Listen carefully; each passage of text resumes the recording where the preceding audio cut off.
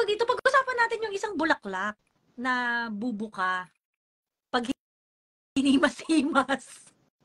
Ano yan? Ano yung bulaklak na bubuka pag hinimas-himas? Ay, yung tawag dito, yung pabuka na eh.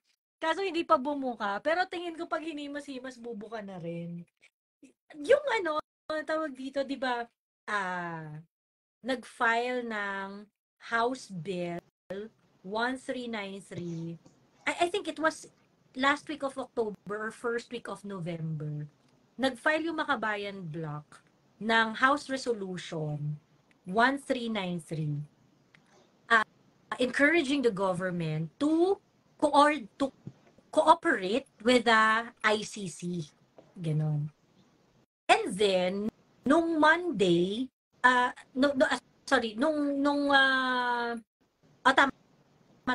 November 20, nag-file naman si Benny Abante at saka si Rep. Gutierrez ng One Riders Party List, House Resolution 1477.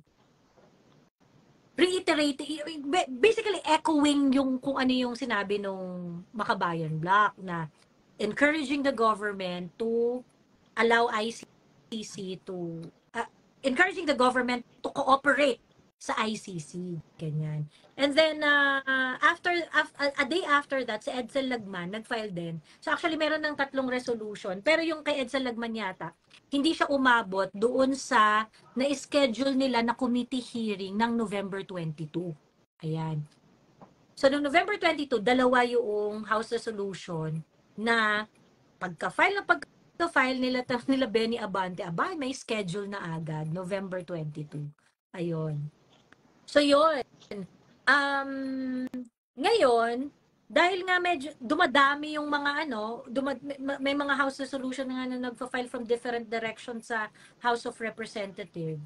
Naglabas ng statement si Senator Amy, and of course yung statement rin ni VP Inday Sara, questioning yung mga House of Representatives, yung mga congressman sa House of Representatives na bakit yan, para saan yung mga fina-file yung ganyang House resolution na malinaw yung stand ng Pangulo na he doesn't want we are done with the ICC, kineso, ganyan. So we do not understand why you have to do that. Sabi ganun nung dalawang babae. And Inday Sara actually commented na respetuhin nyo naman yung kagustuhan ng presidente. Nagsabi ng presidente, we are done with ICC. At the end of the day, it is the president is going to decide whether to allow it or not, di ba? So yun yung yan. So nanawagan siya sa mga kongresista na irespeto, ganyan. And then, after the statement of Inday, kinabukasan, nag-react si PBBM. Nagawa na siya ng statement. Ayan. So, ang gusto talaga naming marinig sa'yo ay ang mga reactions mo doon sa mga kaganapan, especially yung response ni PBBM after. Alam mo, biological woman. Sabi nga ni Laila de Lima, this is of transcendental significance. Si bakla, nagme-metaphysical na. Ano ba yan? Malapit ang lumipad sa kalawakan. Metaphysical argument, transcendental significance. Saan nyo naman hinugot-hugot yung mga keywords, mga buzzwords din yung transcendental significance. Bakit siya transcendental kasi? I don't know. Baka cosmological woman. Baka this is a question of cosmology. Gusto niya i-challenge yung pagka-cosmological woman mo. Alam mo naman daw mag-isa ka lang dyan. Sorry. Sabi gano'n ni Leila de Lima. Ang lagay ba sa mag-isa ka dyan sa cosmos? Hindi, kasi ganito, no? I already wrote in October last year. Actually, prior to October pa. Diba? Na ang kakaharapin na strangulation from the West ni BBM. And yun na nga is, ngayong December kasi mga friends, mag-expire ang General Scheme of Preferences ng GSP Plus trade agreement between EU and The Philippines. the Philippines. Ngayon, dehado kasi tayo sa trade agreement na yan. Why? On the surface, it looks like na, ang ganda natin. Kasi tayo, makakapag-export tayo sa European market ng ilang products. I think it's around 2,000 plus Product. products from the Philippines or produce or whatever na tariff-free. So, ibig sabihin, wala tayong babayarang tariff, no? Sa ganon. Pero, may conditions kasi yun eh.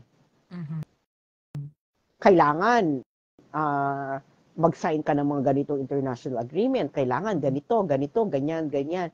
So, in effect, meron silang political, that trade agreement was actually has a political strings attached. So, ibig sabihin, para makipag-trade ka sa amin, kailangan impluwensyahan namin kung paano tatakbo yung politika ninyo.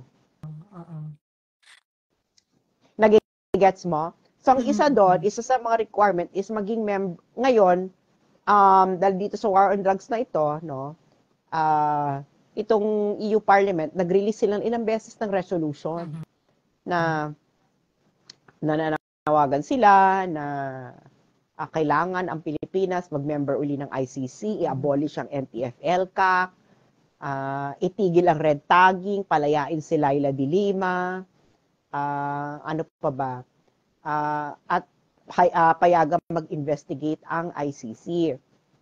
Ngayon, sa EU kasi, ang nag-negotiate ng trade agreement is the European Commission. Okay? That is the executive, parang executive arm ng EU. No? And then, pag ni-negotiate nila yan, ida-download yan sa European Council of States, and then sa EU Parliament. Yung EU Parliament, mag-a-approve lang sila. Ngayon, pag hindi yan na-approvehan ng EU Parliament, hindi tatakbo yung trade agreement. So, ganun ang stand ng EU Parliament. So, ngayon, kaya pag-ewang-gewang yan because maybe they don't know how to deal with renewing the agreement. Mas ambisyoso nga sila. Gusto nga nila ng free trade agreement with the EU. Ganun din yon. Ganun din yung conditions nun. No? Kasi ang EU, they don't have military power. They have economic power. Mas matindi nga sila kasi nga, ang ginagawa nila, papaliwanag ko yung mga power nila, no? So, ang US, may economic and military. Kaya ka pinapalibutan yan, naglalagay yan ng mga base sa iba't iba. Hindi lang yan dahil sa kalaban mo, para sa iyo rin yan. No? So, kung hindi nila nakikitang align ka, hindi ka pwede makagalaw kasi may US military base dyan sa bansa mo. Tapos, economic power niyan through sanctions, ganyan, etc. Diba? Yung EU naman, wala silang military power. They have economic power. So, ang pang-entice nila, okay, papapasukin namin yung mga produkto mo dito sa EU kasi nga ang laki-laki ng market namin. We are 28 member states. Kasi,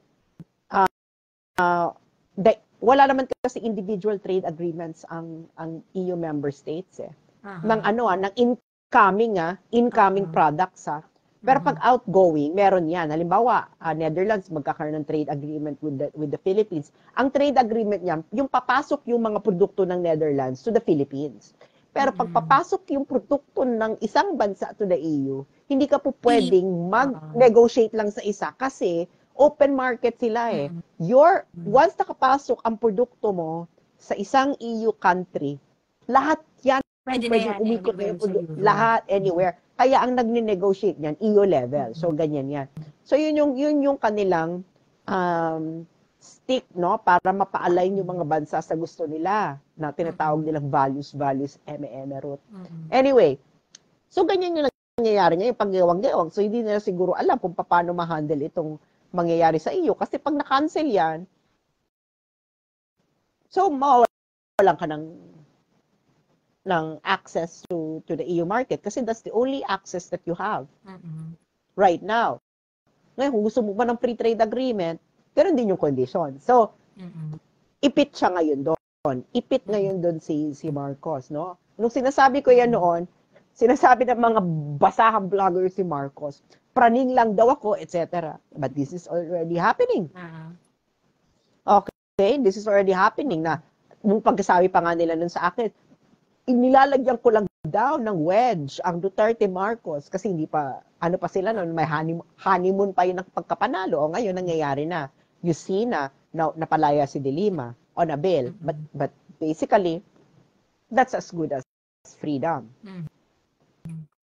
Tapos yung NTF-ELCAC, diluted na.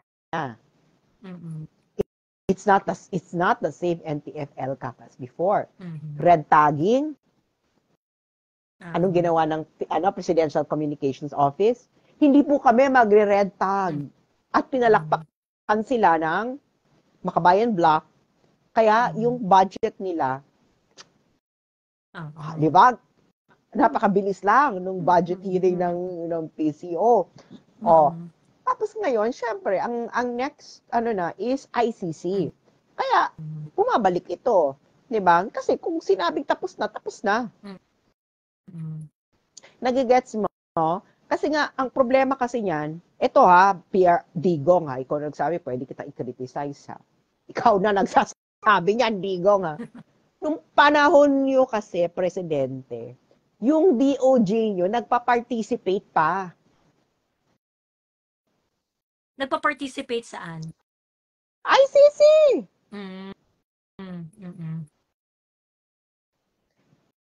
Diba? Si Guevara, nag-send pa siya nun ng appeal? Aguirre. DOJ niya si Aguirre. Guevara na. Guevara na. Si Aguirre na. Menardo Guevara na. Okay, si Menardo. Bakit ka nagka-participate? Nagsisend ka pa ng communication, etc. No! Yun ang mali.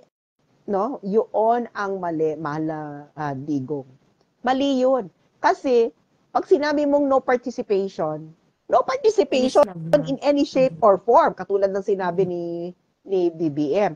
Diyan ngayon kayo, itong nangyayari ngayon sa ICC na ito, meron din itong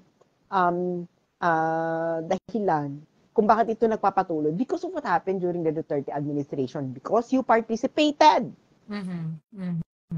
Because once you participate in any shape or form, you already recognize the jurisdiction. You already, kaya nga itong usapin na paalaw ba natin mag-investigate or whatever. Yeah, kung may bayan ka, pwede mong pahintuin, no? Pero the thing is, nabigyan ng previous administration ni Duterte ng bala itong current administration na mag-participate kasi nga, you started the process. And because of that, it would be very easy for the president now to flip. Blame. Even to blame. Kayo nag-ano naman na kasi tayo, parang nag-surrender na tayo ng jurisdiction natin nung panahon na. Yes. Kasi even questioning, in the court of the ICC, their jurisdiction, is putting yourself under their jurisdiction. Nagigets mo na parang, yun yung hindi nakikitang this is, kasi ito philosophy of jurisdiction kasi ito. Pag ikaw, sinabi mong wala siyang jurisdiction, no?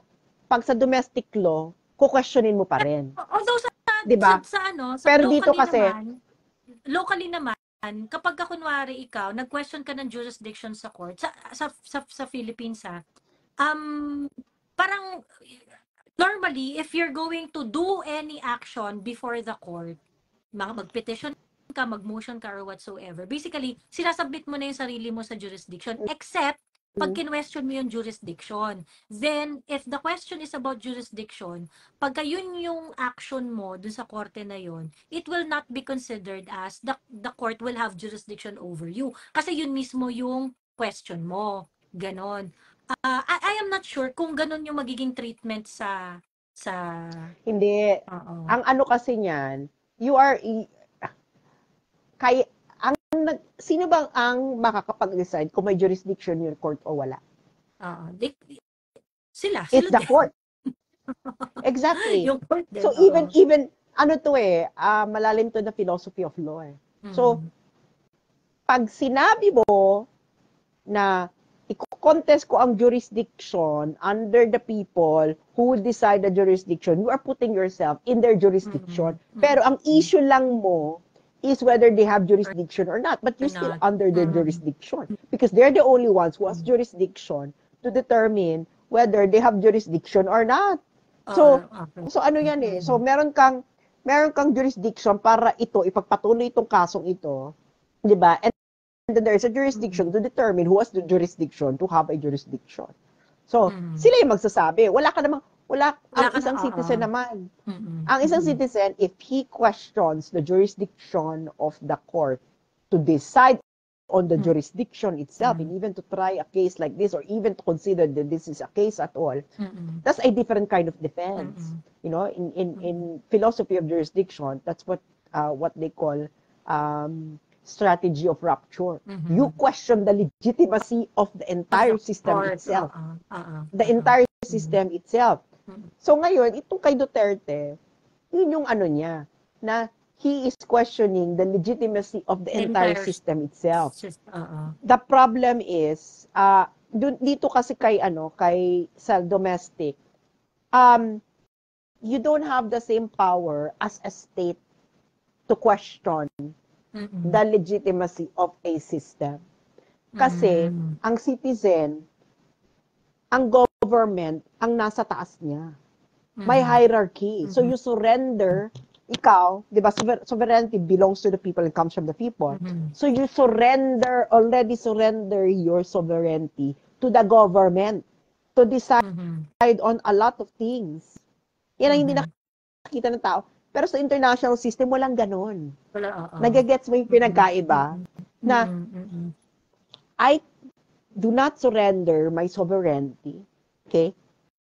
And if ever na mag-participate ako dyan, I can withdraw. May freedom na ganon ng isang state. And that mas effective yung pag-question nung legitimacy of the system itself.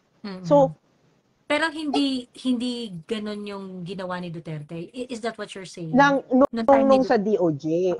Kasi Duterte, ganon ang ginawa niya. Yung implementor, ang problema.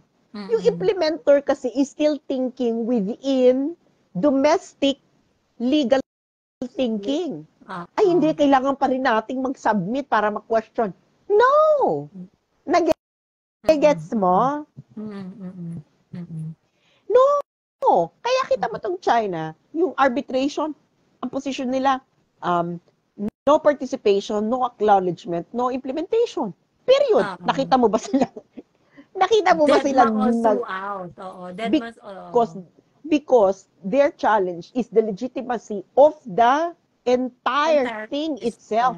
Not of your argument, kasi nga, wala pa nga sila dun sa argument. Hindi rin yung jurisdiction ang china-challenge niya. But the thing is, they're challenging the very basis kung bakit ka nagkaroon ng power in order to, one, decide on anything, jurisdiction, etc., etc. Nagigets, this is, you need to put your mind outside the domestic system at isipin mo na lang yung implication nung pagkakaiba ng international system sa domestic system. Domestic system, again, government, citizen. So, court, citizen. Court, citizen. Congress, citizen. Executive, citizen. So, ikaw na citizen ka, kung walang government, you have absolute sovereignty for your own life. Nagigets mo? Yan ang sa international system. Okay? So lahat kayo, yan, ito, ito, yan lahat kayo, mga bansa, Sovereign kasi ayan kayo, lahat. yan, lahat kayo, sovereign. Walang government above you, no? Walang government above you. So ngayon, ang challenge mo dyan, you challenge the legitimacy of ito na nag-function as if it is towering over the state. So, ito si Duterte, mali na yung kanya. No, wala kayong power even to decide jurisdiction. Nagigets inyo? Wala kayong legitimacy even to, because hindi na ako dyan kasama. And nag-overreach ka na ng ano mo, no? But then again, some people still think under a domestic legal system, halika. They have yeah. Kasi Yan ang problema. Ano yung move nun ni, kasi di ba nag-submit pa nun si Guevara ng proof na no, you cannot kasi eto nga nire-review nga namin. Nag-iimbestiga kami. Oo, yung nagpapaliwanag siya eh. Bakit ka magpapaliwanag? Hindi magpapaliwanag. Wala na nga. Hindi mo nga kailangan magpaliwanag kasi nga Duterte already decided that well, he didn't decide it. Pointed out, we are sovereign in our affairs. If you are sovereign in your affairs, hindi mo kailangan magpaliwanag kahit kanino. That is sovereignty. Bakit ako magpapaliwanag sa'yo? Sino ka ba? Nag-gets mo? Ganun si Duterte. Sino ka ba? Ikaw naman, nagpapaliwanag ka pa. Bakit ka magpapaliwanag? Sovereign, the word sovereign, this is traditionally associated with God.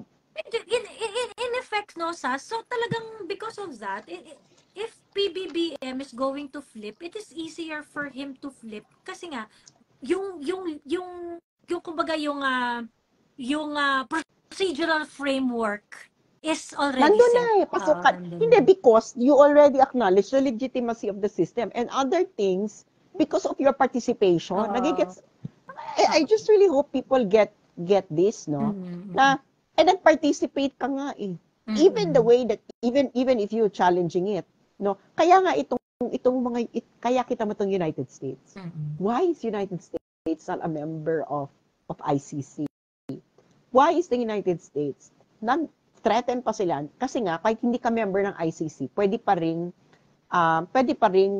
masampahan ng kaso ang citizen mo as long as your citizen committed the crime in an ICC member state sa territory nila. So ngayon, matalino yung United States, no? Ayaw namin na merong ibang ayaw namin na may ibang mag-uusig sa aming citizen. Citizen namin yan. Kami ang dapat mag-uusig. Ganun ang kanilang stand, no? So kaya so yun yung absolute sovereignty, no? Meron na silang ganon. Kaya nga 'di ba nagpasa pa sila ng batas. Can you imagine? Batas authorizing automatic invasion of the Netherlands. Kung may Amerikano na usigin sa ICC. So ganun 'yon. Ngayon, itong kay BBM, nabigyan sila ng leeway eh. Yeah. 'Di ba? Pwede kasi nilang sabihin, ito, sorry, Digo, ikaw nagsabi, kayo na ang nagbigay sa kanila ng opening. At pwede sabihin ni BBM, kayo nga nagpa-participate, ba't kami hindi? Gets mo? Gets mo? So na-perfect sila dito.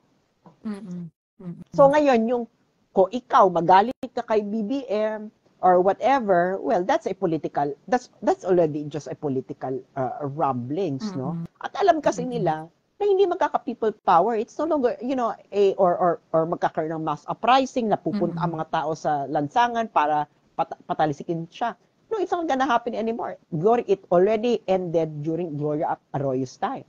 No, the effectiveness of EDSA. Or anything like that, 'di ba? At saka may social media na ngayon, meron ng labasan ng sama ng loob ang mga tao. So pag nalabas mo na 'yung sama ng loob mo, wala ka ng lakas, wala ka ng galit in order to go to the street and difficult do to all these things. sustain. It's very difficult to sustain such movement. Kaya itong ginagawa nila Marcos, no? Itong ginagawa nila, they can choose to let them investigate kasi kayo nga nag-participate eh, kami hindi. Oh, hindi pa And so, investigation pa lang naman eh. Pwede naman na hindi nila, alam mo yon, investigation pa lang naman. So pwede namang hindi naman ikaw talaga or whatever. Pero the thing is, ang argument ng mga tao against the investigation kasi walang sovereign, hindi tayo, we are a sovereign country and we cannot let other countries decide on our domestic affairs. But the problem is you already let yourself be subjected to that system nung panahon ni Duterte kasi nga participate pa rin kayo participate. Naget mo? So, yun. So anyway, parang ang naging final answer yata dito ni PBBM. Actually, di mo rin sigurado kung yun ba talaga yung final answer niya. Pero at least yun yung kinommunicate ng Presidential Communications Office is that they are not going to allow the ICC to investigate Duterte on war on drugs. Hindi ako naniniwala dyan kasi nga kung talaga yan ang policy mo, then pass, executive order ba to or memorandum of ano bang tawag dyan? Then pass an executive order. Katulad ng ginawa ni Trump. Katulad ng ginawa ni Trump. Yung sa Afghanistan, i-research mo nga yan yung executive order ni Trump. On Iraq.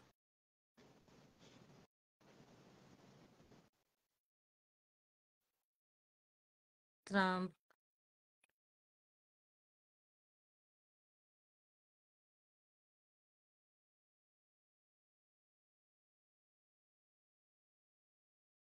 Hindi, ICC Afghanistan yan. Okay. Hindi Iraq.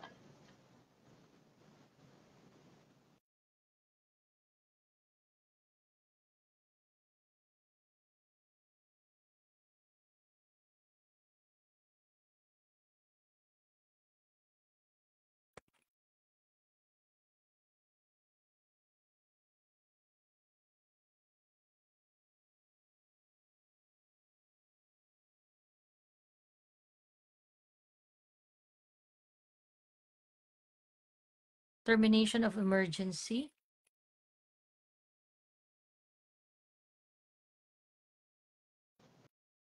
Meron siya executive order niyan. Si Trump ICC. Trump ICC executive order. Research.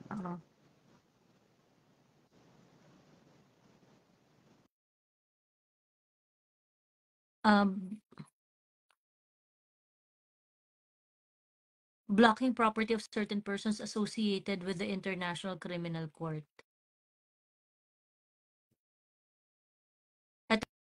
Ito, I, Donald Trump, President of the United States, find that the situation with respect to the ICC and its illegitimate assertions of jurisdiction over personnel of the U.S.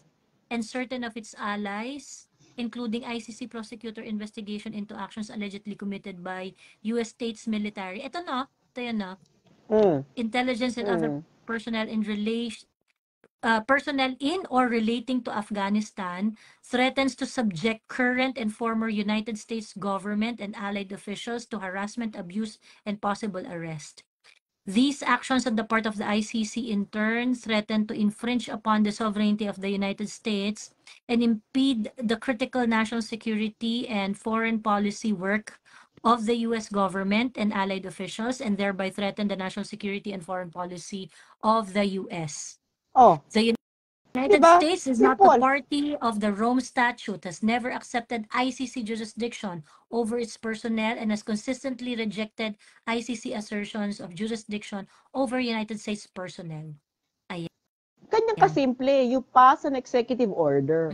Kasi yung binibitawan mong salita sa media, it doesn't have anything, it doesn't have any effect. Ayan. Ayun, so sabi niya Donald Trump, yung sa executive order niya, I therefore determine that any attempt by the ICC to investigate, arrest, detain, or prosecute any U.S. personnel without the consent of the United States United States or personnel of countries that are the United States allies and who are not parties to the Rome Statute or have not otherwise consented to ICC jurisdiction constitute an unusual and extraordinary threat to the national security. Ang bigat. And foreign policy of the United States. And I hereby declare national emergency to deal with that threat. Oh. So yun ang ano, Ayan. yun girl, ang assertion of sovereignty. Yeah. Nagigets mo? Okay. Nagigets pa yun ng mga taong So, bayan? itong ano na to, itong issue on the whether or not babalik yung ICC o hindi. So that is why they are trying to move it in the Congress na kino-convince nila yung kasi it's all hindi walang hindi nakatali si PBBM. Words lang niya talaga BBM has no policy. He only has laway. Yeah. Kailangan mo magkaroon ng policy. Ngayon, si BBM walang policy. Ngayon, itong sinasabi na ito kasi yung sinabi ni BBM, ganyan, girl. Ang sinabi ng Pangulo is not policy. It's very superficial political kineme lang yung yung labanan. It's just laway sa laway. Ngayon, kung talagang totoo, kung totoo talaga si BBM sa kanyang sa kanya na meron siyang policy ni magpasa ka ng executive order katulad ni Trump. Correct. Wala. So that's the clue na makikita mo na there is a chance that they would. Kasi kung 100% na hindi nila gagawin, they would have passed an executive order. Lalo na BBM, si Sara, ka-unity mo, pinangalanan. Tapos wala ka man lang unik. Correct. Kaya nga ako sabi ko, di ba tinanong mo ako, kailan mo sinabi na wala ng unity? Itong Afghan issue. Di ba? Ang tinanong mo ako noon. So yun na yan, na parang, ay, ano yan? Di ba? Wala na. Kaya nga, Diyos me, yun na kaming, ako, no? I don't know kung ano nila, Senator Aymin, etc. For me, there's no more unity. Yung anak, yung ka-unity. They were politicking also, trying to corner dun sa sinabi niya. But yeah, I think for it to be cast in stone, he has to issue an executive order. I think dapat si Senator Amy at saka si Inday, dapat yun ang dinemand nila kay Sandali, kay PBBM. meron niyang house, di ba? Meron niyang house resolution. Si Gloria, na final na hindi naman pumasa. Anong house resolution yun? Okay. House resolution, Gloria Arroyo. February 16, 2023. Arroyo wants House to declare unequivocal. Ano ba to? Ikaw nga mag-search, girl. ICC yan, sa ICC related rin. Oo. 780. Ay, ito. February. Unequivocal defense for Duterte against... and it wasn't given due course? No. Sige nga, February 15, 2023, Gloria Arroyo filed a resolution entitled In Defense of Former President Rodrigo Roa Duterte, the 16th President of the Republic of the Philippines, against the investigation and or prosecution by the International Criminal Court. It wasn't anong status niya? It wasn't read in the plenary. Kita mo na, February to February. Yeah. Yeah. So, naglolokohan lang tayo dito. Alam mo ginagawa nila, tinitingnan lang nila kung yung mga tao mag-aaklas. Actually, they won't. Si Dilima nga napalaya. Wala namang nag-aklas ng mga tao. Lahat lang kayo nasa social media. Social media is nothing. You're not a warm body. You're just an electrical scheme. Ito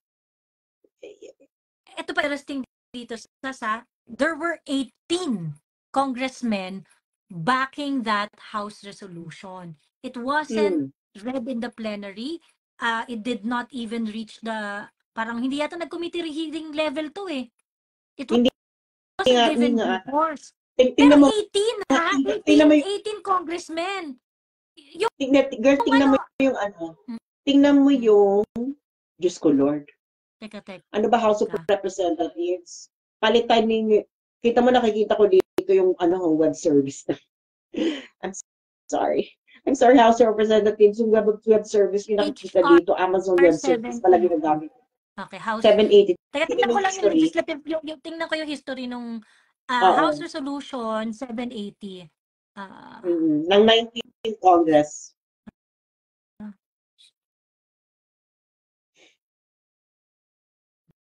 Legislative information.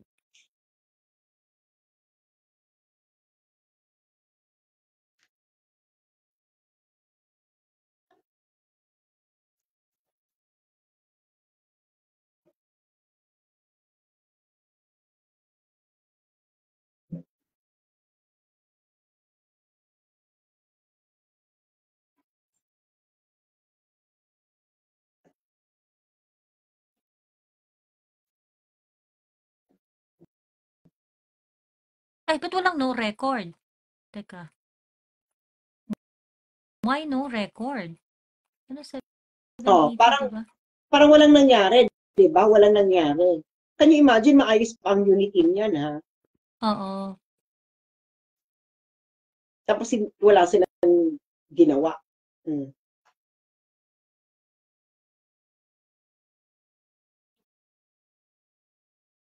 No record. House Resolution 780. Oh, wala oh.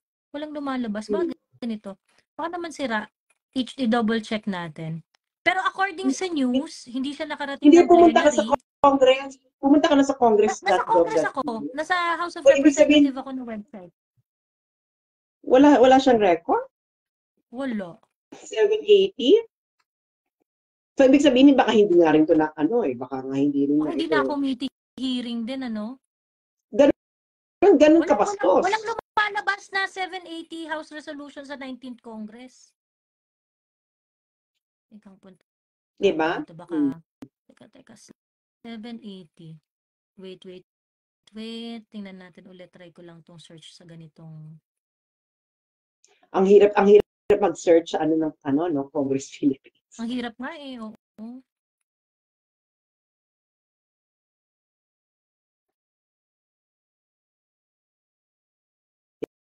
Diba?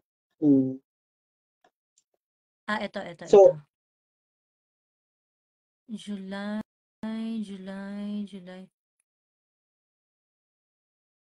780.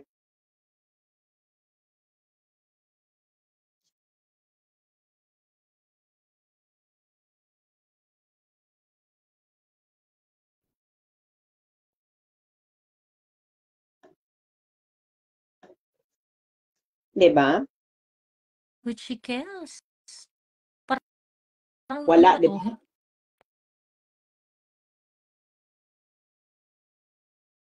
Ito. February.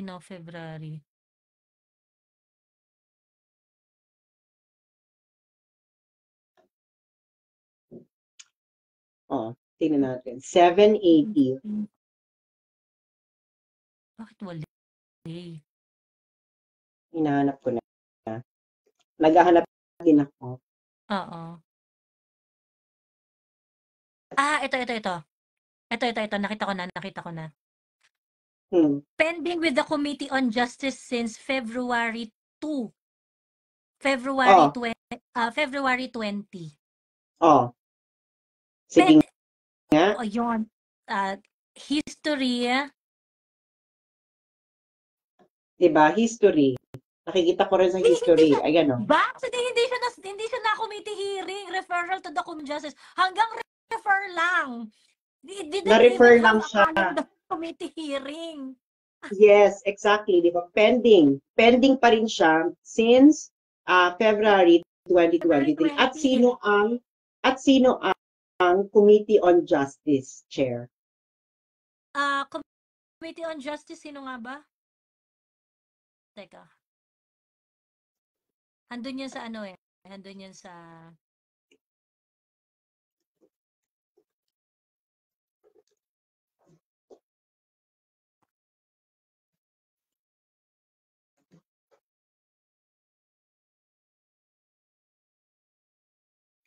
Si Juliet Marie De Leon Ferrer.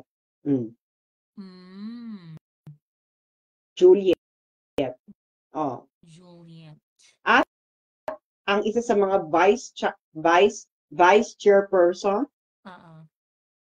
si Nograles. Margarita Nograles.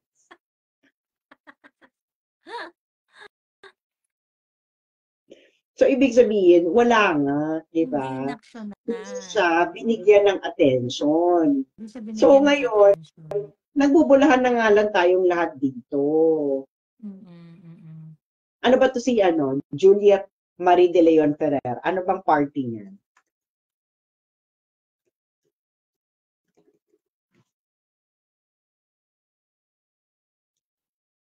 Ano ba yan? Liberal Party ba yan? Rep?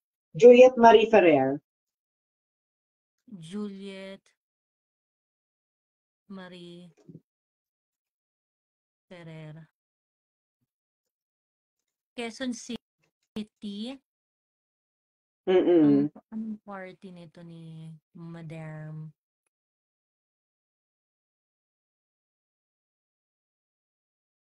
Ay, at ano siya?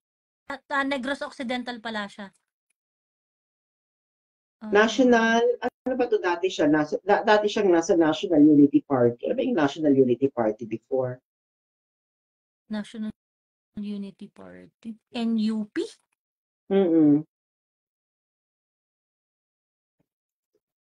Ano yung NUP? Nationalista? Hindi. National Unity Party. Diyos ko naman kasi ito mga party sa Pilipinas, hindi na.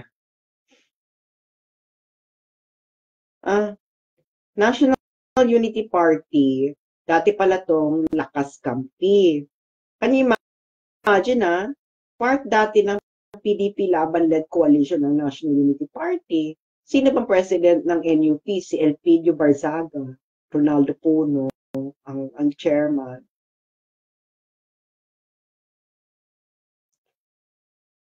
Oh, tapos ang ano pa niya, ano pala to? Team Pinoy. Nag-Team Pinoy pala to noon. Oh, sige nga. So, ayun na nga. So nakikita natin, yung resolution na yan na final ni Gloria Arroyo and Company was not given any chance to move forward. Ngayon, ang nakikita natin, ngayong 2023, ay nakikita natin nag-move forward kahit mga talks, maingay na maingay pa sa media, impeachment ni Sara, i-allow ang ICC. So, naglolokohan pa ba tayo dito? Naglolokohan pa ba tayo dito, friend? Ang tawag dito, well, this is a clear indication that there is really there was really a, well, ang chismis nga is at the onset na they really want to destroy the Dutertes. But this is an indication that as early as February 2023, labas talaga sila sa usapang Duterte. They do not want to make an effort to protect, support, or to be one with the Duterte as early as February 2023. Marcos, actually nga dapat si PRRD pa nagpasa ng executive order noon. I don't know, but hindi siya nagpasa ng executive order. Maybe he thought na withdrawal was enough. Pero yung meron siya mga tao, punyeta, hindi na tayo kasali, bakit pa nakikipag-communicate? Wala man lang ganon. So there was a problem in implementation. So yun ang criticism ko. Mahal na digong, alam mo namang nagmamahalan tayo, pwede tayo magsamihan ng prangkahan. Mali yung nangyari noon. Actually, nasasabi na ako nun sa Facebook ko bakit pa kayo nagpa-participate? Hindi na.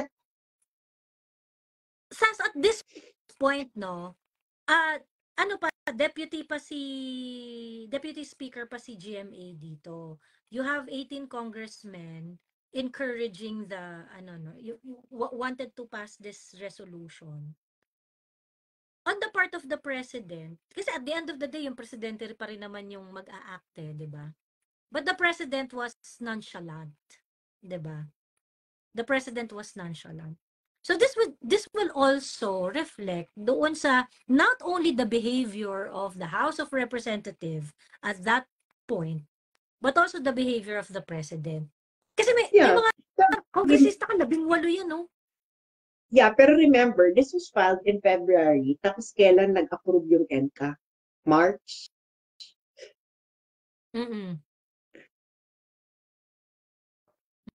Tapos nagsalita si Duterte. Diba?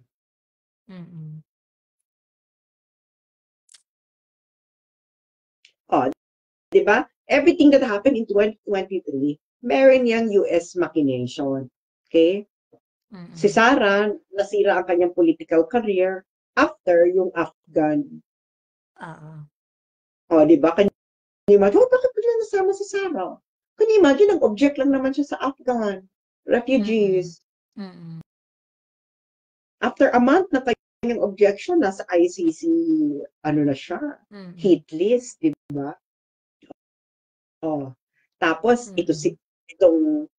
itong si Amy, binabaru-barubal din ng Rappler. At siya lang ang binabaru-barubal ng Rappler. At binabaru-barubal din siya ni Richard Herdarian. True. Diba? Tapos, kaya yun na nga yan. Tinitest-test lang talaga nila kung mag-aaklas ang taong bayan. Wala naman nag-aaklas, no? And I think that's why they would like to demobilize SMNI because it is only SMNI na nagbibigay ng platform, na media na nagbibigay pa ng platform kay Duterte.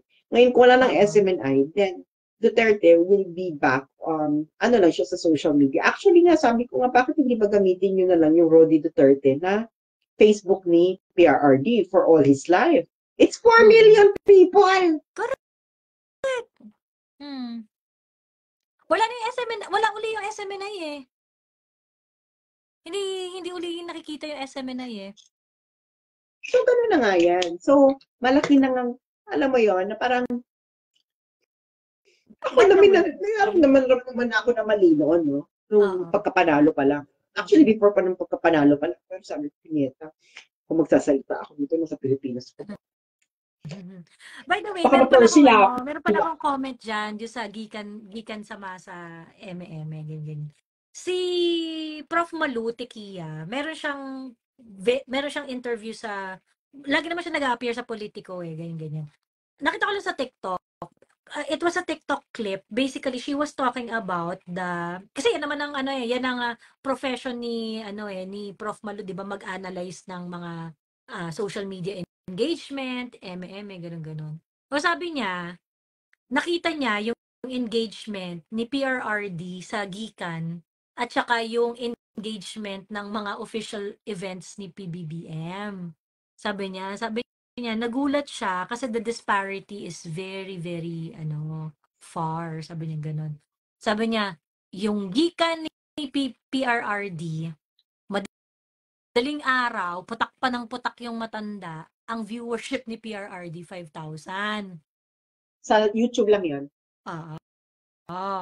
Sa YouTube lang yun. Pagkatapos, si PBBM, combined viewership daw ni PBBM, RTVM, yung official page, at saka, mga minensyon niya yun 250. Bumabawas pa. Bumabawas pa. So, maybe it has something to do why it's missing right now. Kasi, sa Facebook, pero nasa YouTube. PRRD, FB Live! Come on, pakita natin kung pero yun sila 100,000 yung viewership ni PRRD dyan. Ayun. Kasi nga meron siyang sabi ko, ba't hindi nila siya mag-FB Live? I-broadcast doon yung Ayun. Yan, bakit? May Facebook siya of 4 million. Totoo. Yung nag-post nga siya na, di ba panay-reshare lang yung mga post niya doon? Tapos yung nag-post siya one time yung about principle, yung ang importante kasi yung prinsipyo. Kaya ikaw, kung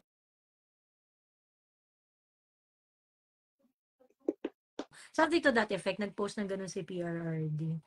Nung nag-post siya doon, Diyos ko po, sumabog yung internet kasi gulat na gulat lahat na nag-FB yung matanda, 'di ba? Nag-post yung Kasi matanda ang ng kanya, can you bonggang-bongga. imagine, likes 34,000, Mm-mm. 3,600 comments, 4,400 shares. Mm-mm. So, ibig sabihin, malaki ang impact nito. Mm-mm. Correct. Diba? Mm-mm. So gano'n na nga ang eksena. Ako, I think,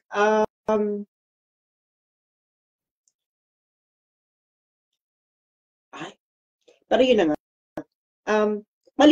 malinaw ang gusto pabagsakin ay mga Duterte. As simple as that. Yeah. Huwag na tayo magbulahan. No? Ano, yung... Kasi kung, Mm-mm. ako kasi, you know what, for 6 years, pinaniwala mo kami na dinaya ka ni Lenny. Nasa kapangyarihan ka na, wala man lang investigation na nangyari noong 2016. Ayan na, anak mo na sa Kongreso, pinsan mo, House Speaker, presidente ka. And then, no, walang investigation on... Nag-move on na daw kasi siya, Sas. Ay, parang Cory. Nag-move on na daw siya, bakit ba? Parang Cory. Hindi ko nag-move on ka kung nag-move on ka, dinaya ka ni Lenny, pwede rin ba kayo mag-move on ng galit namin kay Lenny? Yun naman ang basis ng galit namin kay Lenny. Totoo lang eh. Na dinaya ka ni Lenny. Diba? Dahil, excuse me. Oh, paano yan? Walang closure. True. Ay, yun lang. Mananghalian na tayo, Sas. Oo nga, mananghalian na po tayo. At Pasensya na ha, kasi natin. kailangan ko sabayin mananghali yung mother ko at siya ay sumasama ang loob pag walang kasabay ng kumakain. Ayan. Sige po. Ay. Bye! Bye, everyone! Bye!